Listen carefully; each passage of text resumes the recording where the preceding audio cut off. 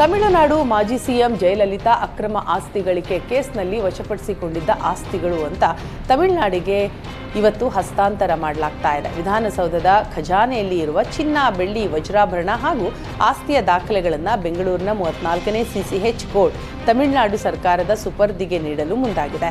Court ವಶದಲ್ಲಿ 27 KG 558 gram ಚಿನ್ನಾಭರಣ, 1116 KG ಬೆಳ್ಳಿ ಹಾಗೂ 1526 ಎಕರೆ ಜಮೀನಿಗೆ ಸಂಬಂಧಿಸಿದ ದಾಖಲೆಗಳನ್ನು ನೀಡಲಾಗ್ತಾ ಇದೆ. ಆಭರಣಗಳನ್ನು ಕೊಂಡೊಯ್ಯಲು ಕೋರ್ಟ್ಗೆ ತಮಿಳುನಾಡು ಗೃಹ ಇಲಾಖೆ ಜಂಟಿ ಕಾರ್ಯದರ್ಶಿ ಬಂದಿದ್ದು, ಪ್ರತಿಯೊಂದು ಆಭರಣವನ್ನು ವಿಡಿಯೋ ಮಾಡಿಕೊಂಡು ಹಸ್ತಾಂತರ ಮಾಡಲಾಗ್ತಾ ಇದ್ದು, ಹಸ್ತಾಂತರ ಪ್ರಕ್ರಿಯೆ ನಡೀತಾ ಇದೆ. ರಾಯಚೂರು ಜಿಲ್ಲೆ ದೇವದುರ್ಗ ತಾಲೂಕಿನ ಚಿಂಚೋಡಿಯಲ್ಲಿ ಕುಡಿಯುವ ನೀರಿಗಾಗಿ ಗ್ರಾಮ ಪಂಚಾಯತ್ ಮುಂದೆ ಗ್ರಾಮಸ್ಥರು ಪ್ರತಿಭಟನೆ ನಡೆಸಿದ್ದಾರೆ.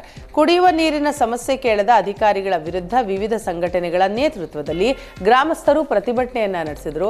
ಈ ವೇಳೆ ಗ್ರಾಮ ಪಂಚಾಯತ್ಗೆ ಬೀಗ ಹಾಕಲು ಯತ್ನಿಸಿದ್ದು, ಪ್ರತಿಭಟನಾಕಾರರು ಹಾಗೂ ಪೊಲೀಸರ ನಡುವೆ ವಾಗ್ವಾದ ನಡೆದಿದೆ. ಮಾಹಿತಿ ತಿಳಿದು ಸ್ಥಳಕ್ಕೆ ದೇವದುರ್ಗ ತಾಲೂಕು ಪಂಚಾಯತ್ ಎಂಡಿ ಅಣ್ಣಾರಾವ್, ಪಿಡಿಒ ಚನ್ನಬಸವ ಭೇಟಿ ನೀಡಿ ಪ್ರತಿಭಟನಾಕಾರರ ಮನವೊಲಿಸಲು ಹರಸಾಹಸ ಪಟ್ಟರು. ಕುಡಿಯುವ ನೀರು ನೀಡುವ ಭರವಸೆ ನೀಡಿದ ಬಳಿಕ ಗ್ರಾಮಸ್ಥರು ಪ್ರತಿಭಟನೆಯನ್ನ ಕೈಬಿಟ್ಟಿದ್ದಾರೆ.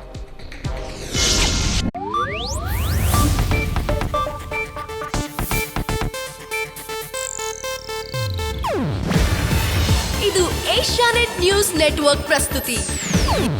ನೀವು ನೋಡ್ತಿದ್ದೀರಾ ಏಷ್ಯಾನೆಟ್ ಸುವರ್ಣ ನ್ಯೂಸ್.